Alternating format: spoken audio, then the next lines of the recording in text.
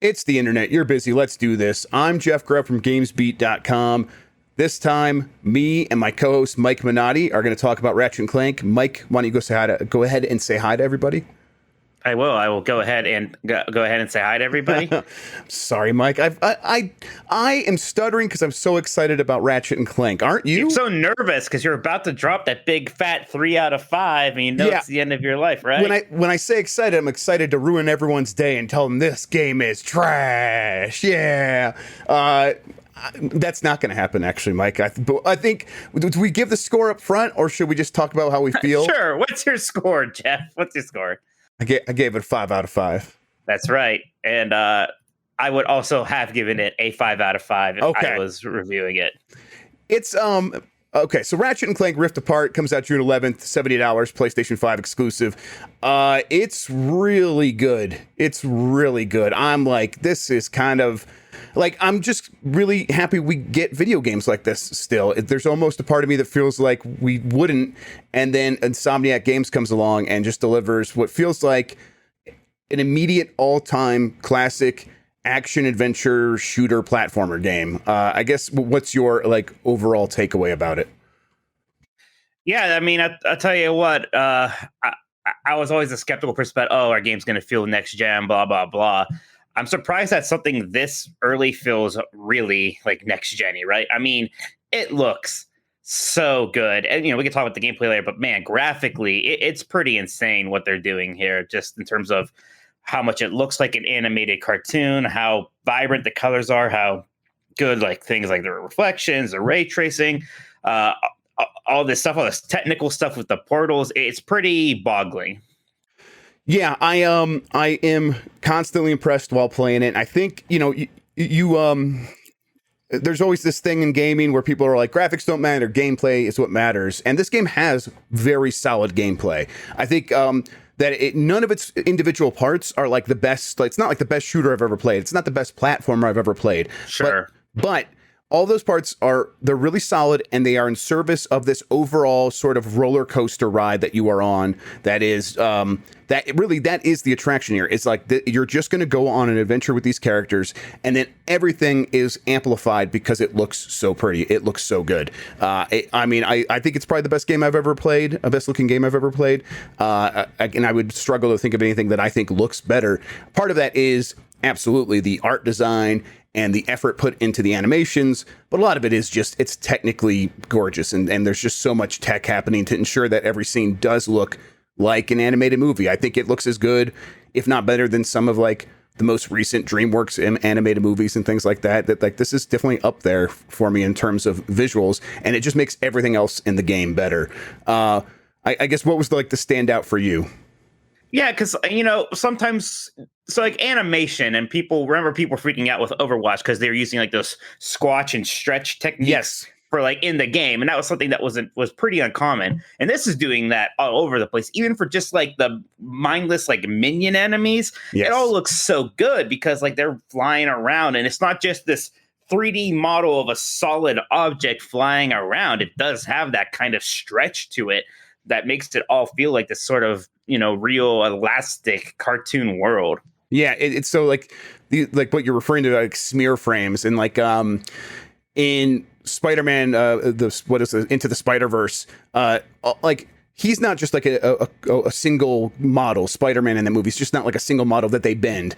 They can like really stretch his body parts apart and make them go like stretch them in ways that aren't natural for those in between frames to make those animations really feel like feel any one movement, make it feel very kinetic, and like there's a lot happening there. And it happens so quick that you almost register it subconsciously.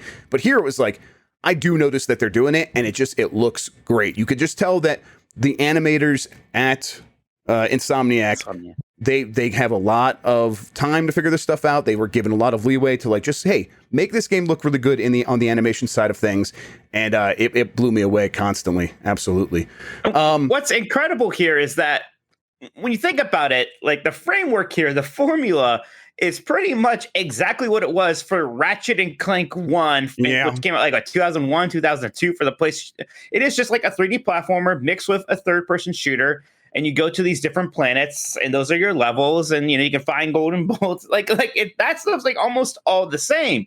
It's just so much like iteration and so many smart little things here, and the presentation is just so great.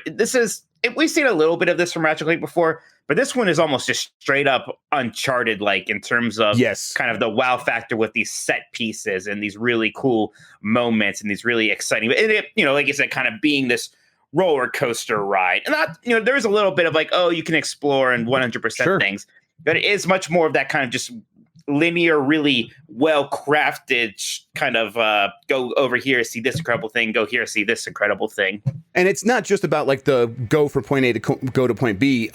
They mix up all of these adventure sections and these shooting sections with really good goals and basically mission objectives that just change things up just enough. Whether like we can't speak about specifics about a lot of the late game stuff, but like there's sections where like you're on a ship in the water, pirate ship in the water, and you're shooting stuff, and it's like the theming is doing a lot of really great work to make sure that you feel like this thing I'm doing now is very different than what I was doing a half hour ago, even though you're really just shooting.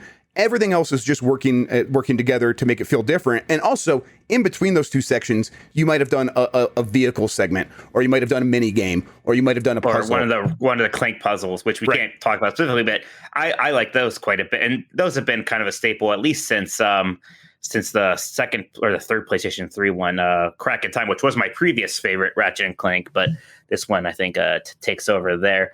But that you talk about the levels, that's another thing here, is that each level is pretty unique and awesome in a different way. So it's fun just going to each one. And it was fun going to a new one and seeing what is this one going to be like. Mm-hmm. And we can't talk about some of these specifically. There's one that had some pretty strong like BioShock vibes mixed in with that one level from Titanfall 2, where you're like, so it's just, and of course, like a level like that, some of these levels with like a lot of like clear tubes and stuff, I guess, sure do look pretty with like the reflections and like the water waves. It's baffling. It's insane.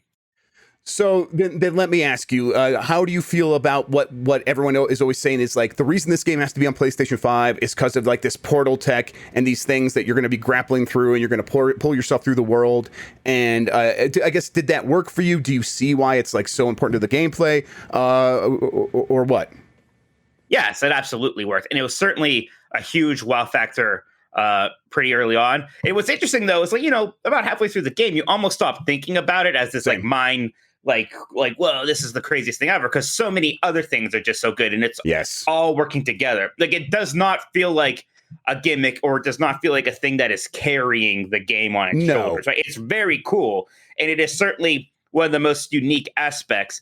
But it's used very well. It never feels out of place. I think my favorite use of it was, and again, I have to be vague here, the kind of mid-game boss, maybe you know what I'm talking about, which was maybe my favorite part of the game. Right. Uses the portals really well. Yes, yes, definitely. Yes. I think that is where people should keep their mind at in terms of what to expect from this stuff. I think that boss that you're talking about uses these portals in they are scripted. They are planned by the game. It's still really technically impressive, but this game is not Portal. Like, you're not going to be shooting these openings around the world yourself. They are almost all pre-prescribed, and they're set around the universe. And like when you pull yourself through and you do get the whole world like flying around you in this really great animation, this great transition, especially when you can set it to 60 frames per second, which we were able to do recently because of the day one patch. That is really super cool. But this is not a game based around like building portals and solving puzzles with portals or something like that. You just use them when they're there in the world, and it's always a wow factor. But yeah, that's not this game. But even then, like in some of these bigger firefights, right, where there's these pretty big battlefields, you use those to kind of like flank enemies or to get out of a spot with a ton. And it's like it actually is like a legit game mechanic. It's not a gimmick. It's very helpful in those situations. It's almost kind of like what that BioShock 1 Infinite demo kind of showed some stuff like that way back when. And it's like that really realized in a really interesting and fun way. Yeah, I'm wondering, do you have any issues with the game? I feel like the biggest complaint maybe for me is I do think it does a little bit more style over substance. It's not really a big complaint in the grand scheme of things. I still gave the game 5 out of 5. But like, I think the best example of this is I think the dodge doesn't feel great, even though I think it might be the best looking dodge mechanic in any game ever. I think it looks incredible. Yeah, so I edited your review, and I didn't really agree with you there. I didn't have an issue with the dodge. I thought, I guess if I had a complaint, I do wish that maybe it went a little harder on platforming sometimes. Like some of the challenge rifts are a bit more quote unquote, challenging with the platforming, and they do more, especially with that kind of gimmick where you have like the magnet hand on like those side rails. Yes. And that was so much fun. I was like, I could kind of go for more of that, I guess. Not a very big thing. There's also some bugs, and maybe that day one patch even fixed it. I had one hard crash, and it wasn't a huge deal because there's checkpoints everywhere, and the game takes 5 seconds to start up. So whatever, but they're there. So yeah, and it's hard for us. Like we're gonna I didn't bring up bugs too much in my review. I think of one mention of it. I'm not going to dock it because again, I felt like you did, where it wasn't a big deal when it happened to me, and we played most of the game before the day one patch. So I guess if there is continuing issues with that, we'll cover it in news stories. But I would not skip out on this game because you're worried about stability. No, I would not try to miss it for that reason. That's not a good reason here. What about the story and the characters? How do you feel about that stuff? I liked it. I mean, the characters are great. Ratchet and Clank have always been pretty likable. I think in some of the earlier games, it took them a bit to make Ratchet a better character. I remember sometimes he would almost act like a jerk, and it was kind of off-putting. But now he's in a very good place. And it is strange. There is a continuity here still that goes back through all these games and these series. There's some things that they kind of sweep under the rug. Like in the second game on PlayStation 2, there actually was a girl Lombax, and it was like off-putting because it literally just looked like Ratchet, but like with breasts. And, right? So you look at that, you look at Rippet, like, man, that is such a better character design. It's great, right?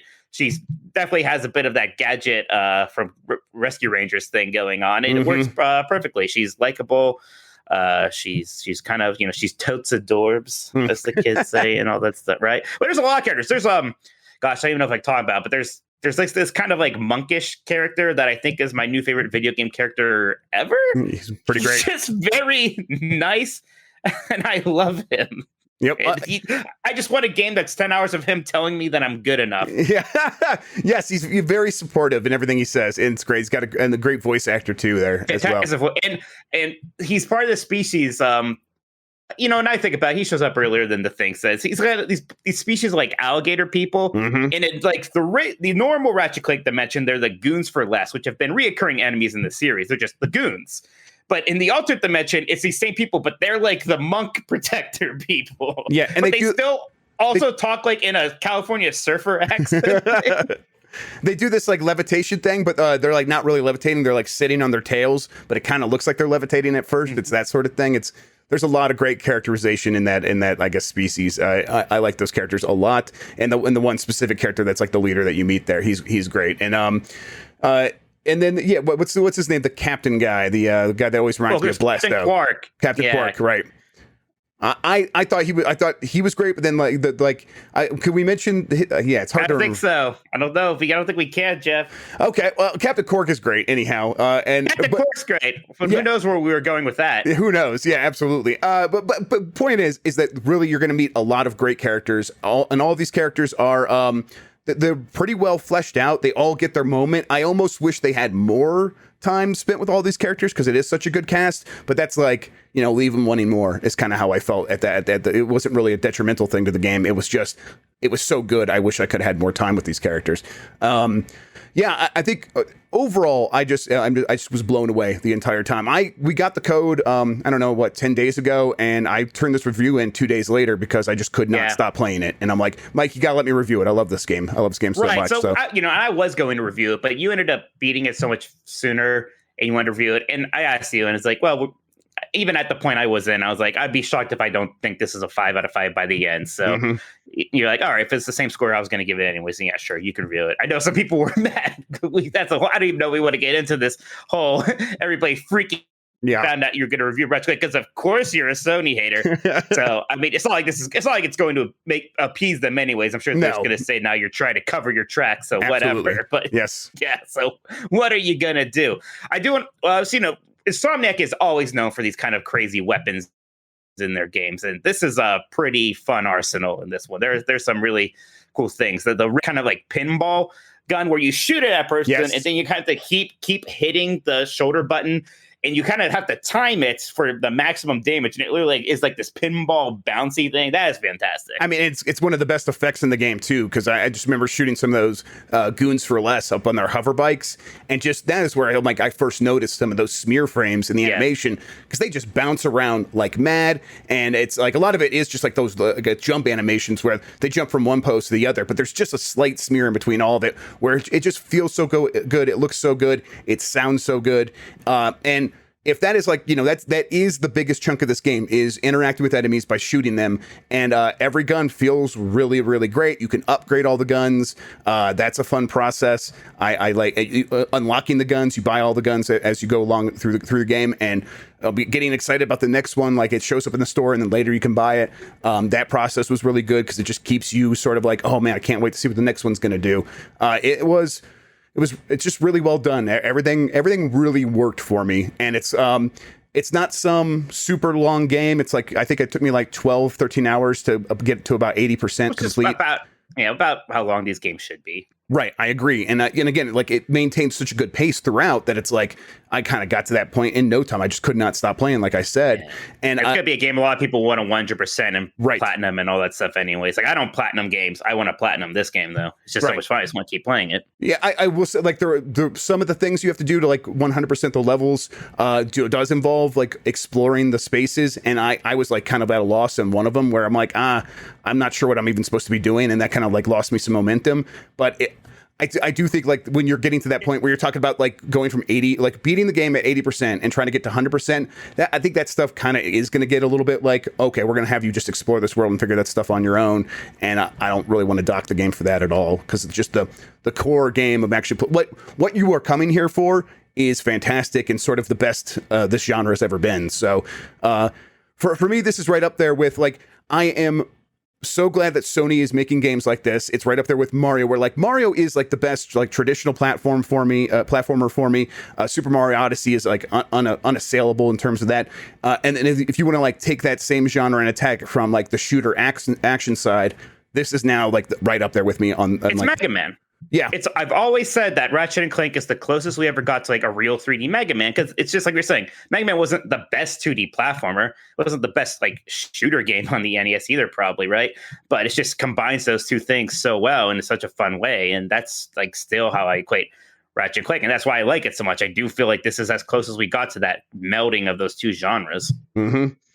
I agree, and I think just looking at it, I would not want to miss this game. If you have a PlayStation 5, you have to get this one. If you don't have a PlayStation 5, this is a real good excuse to try to find one and, go ahead and pay that money. I think, again, it's not going to be something you're going to be playing all year, but it's going to be such a good experience that I can't imagine missing out on it. And I'm so glad that it came out and it was ready and it was great. And I'm like, oh wow, I think Insomniac might have definitely like cemented itself as one of my favorite developers now. So yeah, can't wait to see what they do next. Yeah, I mean, they are kind of in that Naughty Dog territory now. I mean, what a like 12-month or 7-month period, right? Or whatever it was. Spider-Man, Miles Morales, and now this. So yeah, they're doing good stuff here. And I always talk about the DualSense, how much I like that controller with Astrobot. And now we haven't really seen games use it a whole lot very well since, but this one's doing really good stuff with it. Especially and a lot of it is, I think it doesn't try too hard. Like there's a lot of weapons where there's like the R trigger, there's kind of like a resistance halfway through, and then you push through it and you do something else. Like one of the best examples is there's a mini gun thing, like right. So of course, like holding it down middle, you can start revving it up, and then you push it all the way down and it starts firing. And we've seen that concept before, but this just feels better than that concept ever has. And there's like more like interesting takes on that. Like sometimes it's just holding down halfway to lock on for and stuff like that. But it feels fantastic. And even just the haptic stuff, like when you are on those like wall jumpy things, it kind of does like that little like rattling thing. Even when they're like hacking into a computer, quote unquote, it's just that satisfying like keyboard click that it can produce right in the controller, and that is fantastic. I'm at a point where I still am like, I don't notice it most of the time, but in this game, when I did notice it, it was always like, oh, because this is immersive. I'm like, oh, this does feel exactly how I would expect it to feel, and it felt good. So it wasn't like in some other games where I didn't notice it at all. Here I totally noticed it. They did a really good job. I just, most of the time I still didn't, but I think that's just a me thing at this point where I think you have really insensitive hands. I might. I think it's just an old man thing where I just, my brain was never able to associate this kind of thing, like this sort of immersion with my hands in the game. So my brain's not even trying when I'm playing. And so it's like those sensations are just dead inside of me, I think is what it is. So. Well, I won't speculate into what you've done to your hands. It sounds gross. But thank you. I appreciate that. Here's my question, because I was kind of talking about this a bit when Sony was talking about how the next Gran Turismo and God of War are going to come on PlayStation 4 also.